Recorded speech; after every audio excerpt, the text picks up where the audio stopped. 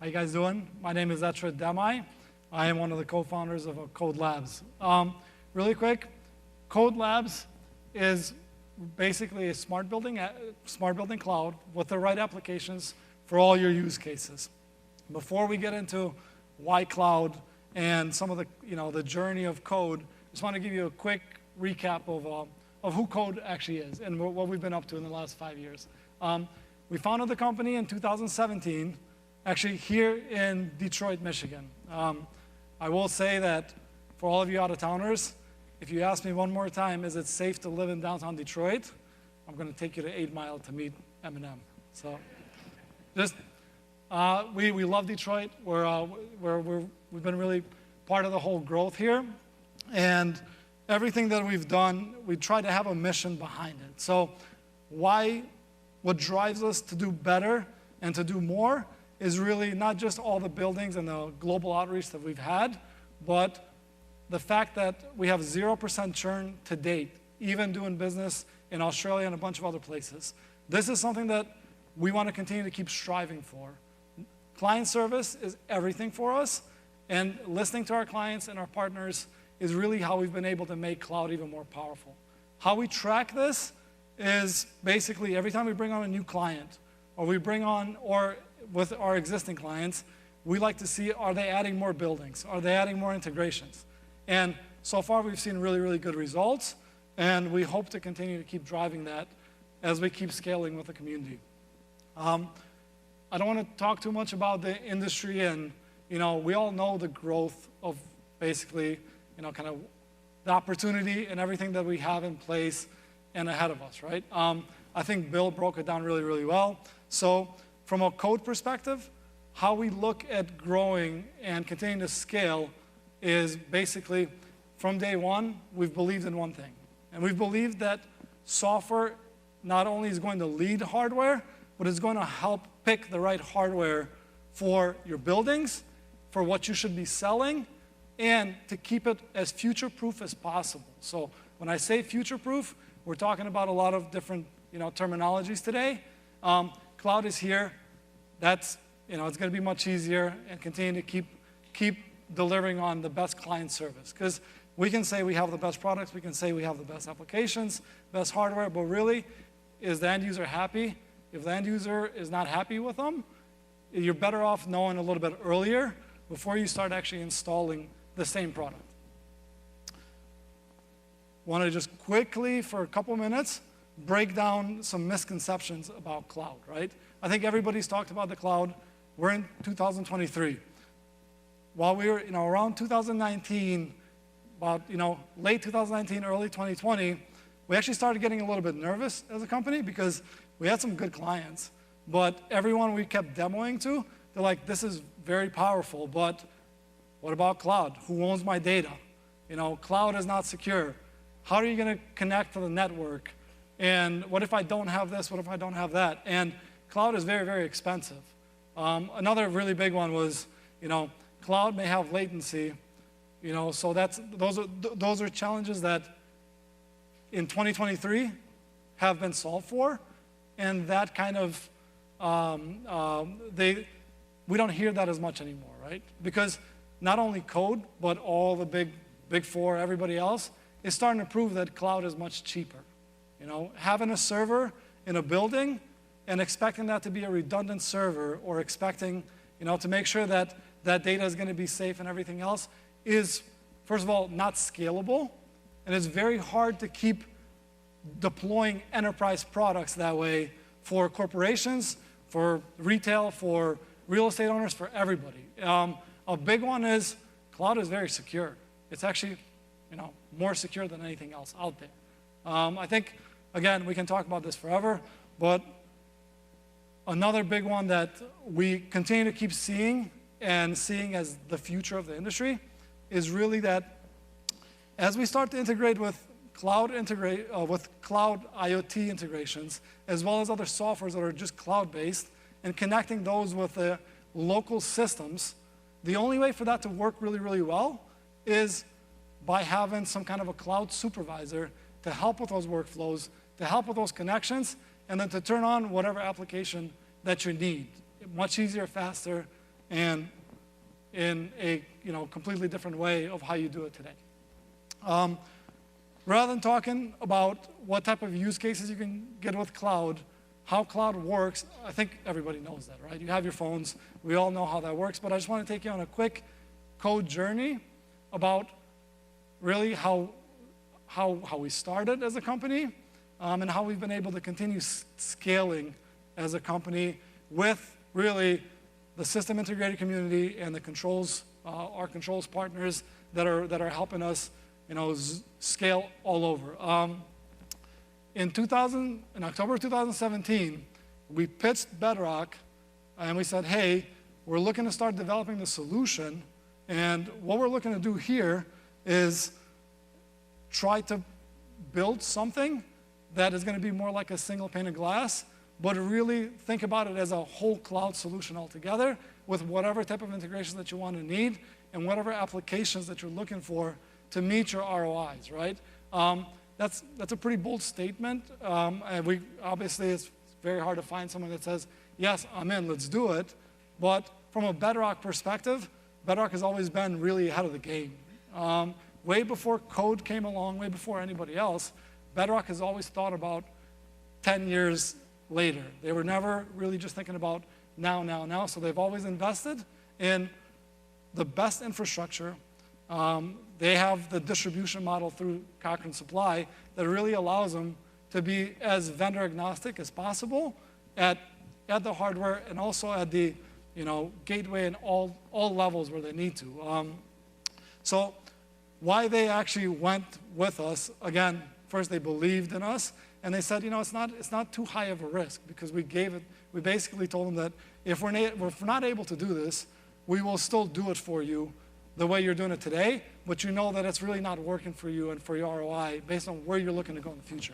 The founder of Bedrock is a guy by the name of Dan Gilbert that I think most of you guys know here, whether you live in Detroit or not.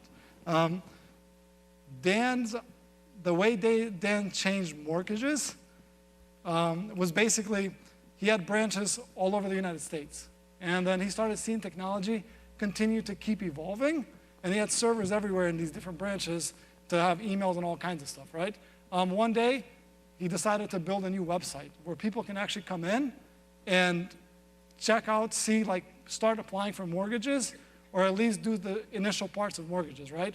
The first day that they went live, they had about 50 users and 50 people that actually just checked out the website, a couple different applicants.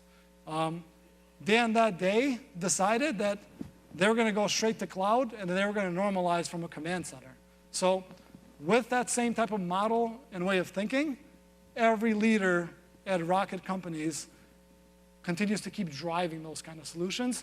And they understand that big data can only happen at the cloud level, right? So without really Bedrock believing in us, I'm not sure that we would, I would be on stage today, or our team would have grown so far because, again, we were all really worried about cloud in October of 2017. To date, I'm not going to talk too much about what Bedrock gets and don't get. You guys hear it all the time, right? But a big one for Bedrock is they have a command center where they run, about 17 million square feet within the platform. There's existing buildings there, plus new construction happening at the same time. They are also, their ROI and what they're able to do through that command center and through, directing and mobile apps and, inside the buildings, by just having one simple process, everything looking the same, regardless of what's on basically at the infrastructure level, has helped them be very, very powerful. And then you can ask them, they're here, they can tell you a little bit more about what kind of ROIs they get, how they automate, how they're using digital commissioning to be able to test equipment within hours, up to 2,500 devices or so. So as we started really excelling with Bedrock, listening really close to Bedrock, that really helped us keep continuing our mission. And our mission has always been the same: smart building cloud with the right applications for all of your smart building use cases. The next big challenge was a little bit tougher for us to come by because we're a small company. It was very hard to convince one of the larger international real estate companies to at least take a shot, not just working with us, but just to let us in an RFP, right? So like we weren't even looking for the option of, hey, just try us out, but just let us in on your RFP. And QuadReal had an RFP about in 2021 that was one building with, they knew clearly what drivers they were looking for, what type of use cases, 30+ integrations. They had local systems as well as cloud systems that were part of this RFP, right? So when we talk about Division 25, I think this was a little bit more even overboard. QuadReal had a mission. They were way more entrepreneurial, so it was easier for us to kind of start talking to them because they were a little bit younger. They're kind of like a startup at that time as well, but they were a $75 billion fund. As we went through that RFP, what we started to notice was that, hey, you know what? That cloud talk and all the second thinking and like wondering if, hey, we're going the right direction. We saw in those documents that we are really heading in the right direction, and we also saw QuadReal specifically laid out there that said their mission was to be the smartest portfolio globally. So that really drove us, and we said, there's no way we can lose this, because if we lose this, we don't know if we ever have another shot again. So as we went through the RFP, what we did was we basically gave them a solution, a cloud platform where they can continue to keep scaling the same use cases, the same integrations, and everything that they had within other buildings that they have globally, not just in Canada or United States, but in Australia and everywhere else through their joint ventures. QuadReal bought into that. Come to find out, we realized why they bought into that is that our pricing was 5 times less than our typical competitors that were part of that deployment, and we promised them that we could reuse a lot of this to keep deploying more and more. So we found out that was a really low risk for them, because if they could fire us tomorrow, they can still hire somebody else and not have to spend as much money. But as soon as we got on board, we obviously were growing more, had more clients coming onto the platform.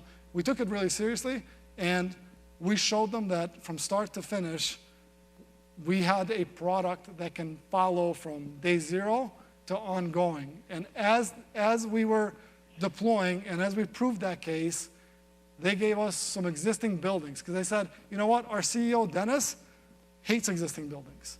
He really just wants to keep building new constructions everywhere, and existing buildings are a pain for him because there's just so much there that's so hard to retrofit, and it actually can be expensive, especially in the cities where they were looking to keep investing, like Toronto, Hong Kong, Austin, a bunch of other areas. So they gave us about 5-6 million square feet in downtown Toronto. This was during COVID.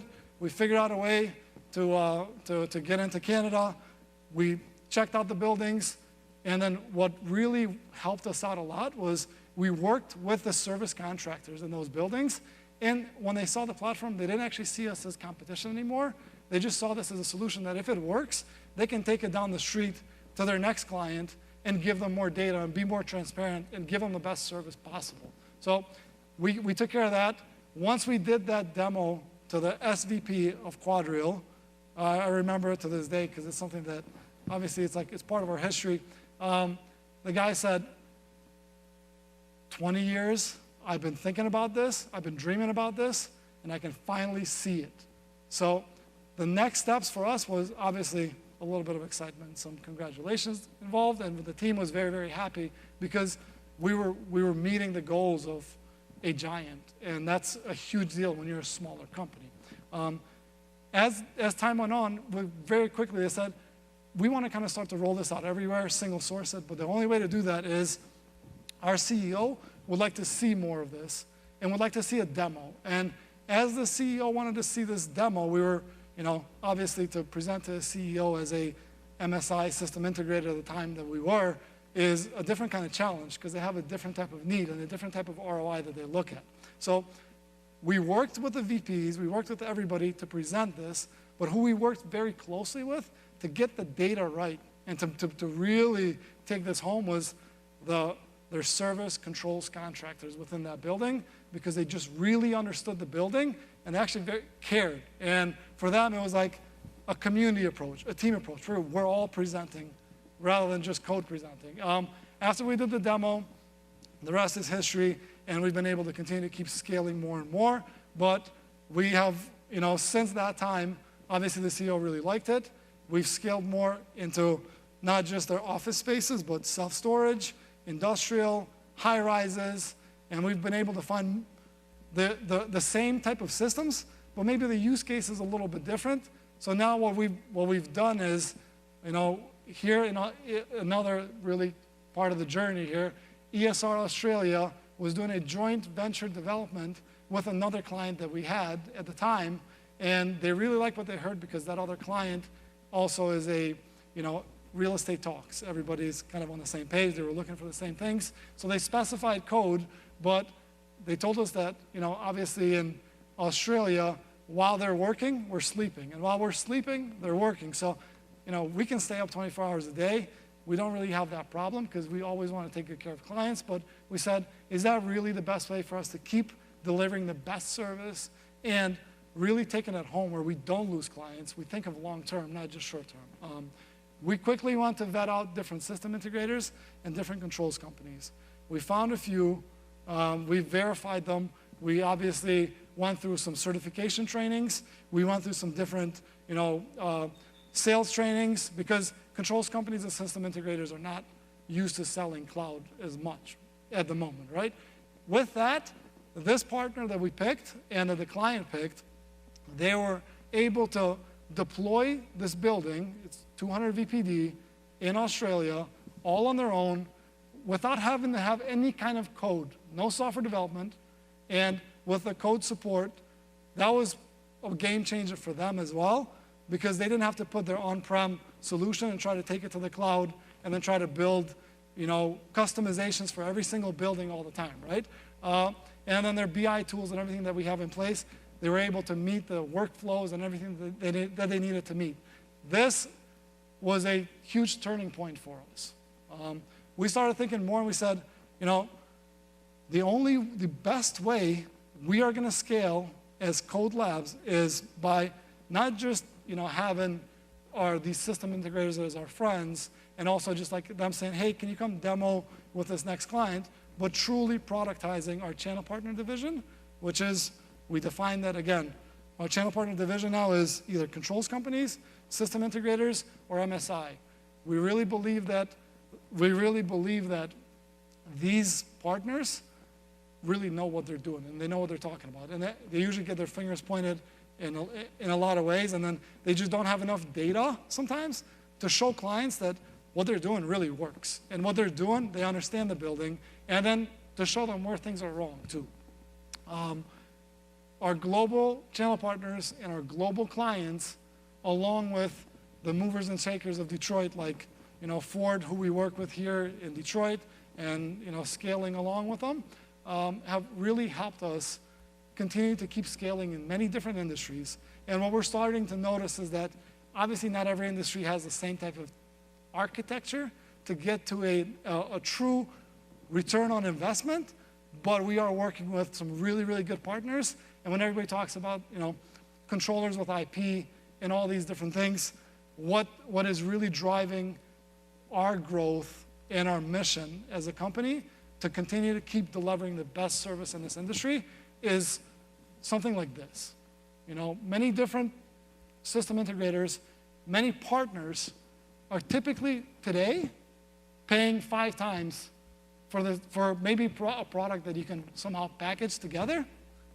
And that's a big deal, right? Because if you're a controls company or a system integrator, you have to have a lot of talent in your company to just drive a solution home for a client. It's going to be very hard to take the best care of them. With code, depending on the type of buildings and depending on the type of model, we're not only giving them the solutions for now, where they can do it all in the same place while not having to make too many changes in their lives, but also we're working on a futuristic solution, especially with smaller locations. That's already happening today. But the more and more the the industry changes, and the more and more we just jump on board and stop talking about is cloud the right thing or not, because it is. You know, automobiles are on the cloud. Everything is on the cloud. We know this. So that's not even a conversation anymore. From our perspective, it's never really a problem during the selling point. So every one of our channel partners and system integrators that's following along here is not only, you know, seeing value, but their chances of keeping clients are much higher because we won't lose a client, especially if code is involved or code has to be support or train. We will never lose a client. Now, obviously, I may change that, but we really believe in what we're doing. We believe in our humans, and we have a lot of faith in the ROI that we are giving to partners as well as all clients out there. From a system integrator perspective, it's very hard to hire more IT people. It's very hard to bring on some DevOps and create a cloud for every client and not have a way to actually manage all this, because it's costly. You have to keep adding more and more. Code allows them to not only have fast and automated deployments, but it allows them to turn things on. And I'll just make this analogy. Salesforce can take up to a year to deploy in a corporation. If a building takes a year to deploy, you at least should be able to reuse some of that logic to put it into new places, right? So it's the same type of model, and big things for these channel partners are intelligence service contracts, right? Service contracts are a thing, everybody does them, but now to differentiate yourself from the competitor and others in the industry, you have to show more data. You have to be able to show exactly how to test something without having to show up on site, how to be more proactive and use digital commissioning, use FDD, command and control from your phone when it's needed. Another big one is transparency. Like, transparency is key. Without being transparent and honest, it's just really hard to keep somebody for the long term, right? And every channel partner, every system integrator, and everybody in the industry, that's what we strive for. And I think cloud is going to be able to keep helping us get there faster with more cost-effective solutions. So clients can own their own data easily. They can have that API key. They can have whatever they want to push it to their Azure, data lake, whatever they're looking for, depending on the sophistication that they're at, right? So they don't have to, the cloud needs to be more flexible. It should be more like a one package where it's much easier to turn other things on. So you're not having to get trained on not only whatever type of solution you're selling on-prem, but now you're getting trained on the different types of analytics, different types of many other things that are there. Another big one is with lower costs, everybody wants lower costs because that's how you scale. That's how the industry is going to keep going further and higher margins. The recipe for cloud is a huge success. So again, I'm just going to end with this. Software leads hardware. And we are proving that, not just code, but also the Big Four and everybody else is proving that because everybody's trying to develop software to continue to lead, to better understand their hardware so they can deliver better service. So again, leading with software is, we feel that it's going to be the future of the industry. Thank you very much.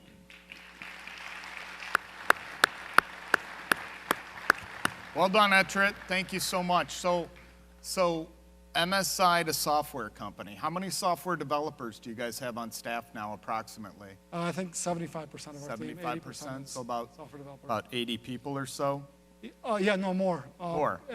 At least 100 people. 100 people right in software. Like in software, data engineering, data science. Yeah, and what was it like, that transition, becoming a software company? Can you speak to that a little? Yeah, absolutely. So Eddie, my co-founder and brother, we've had different companies in the software space, right? I come from this industry. I was a system integrator before, so I kind of understood the challenges of system integrators. Our goal was always to have more partnerships with system integrators, but what really helped our recipe to success, and obviously I wouldn't call it success because we're still very young, very early, but it's combining the right brains together and bringing software developers and data engineers that have already done this in other industries, and having our controls guys, our building engineers that are part of the team, tell them where they're running into issues, what they're doing. And as that kind of started happening, we knew that it could work as long as we'd stop talking about that cloud is not the solution. So Yeah, and Etrit mentioned an important thing, and we've seen this time and time again. Cloud solutions lower the cost of deployment. Correct? Yes. And when you look at scale with your clients and you look at delivering better solutions at a lower cost, I think this is the right road to consider. So Appreciate it. I'll open it up to audience questions for Etrit. Got some mic runners out there? Questions? No? Come on. No one? Should I pick on somebody?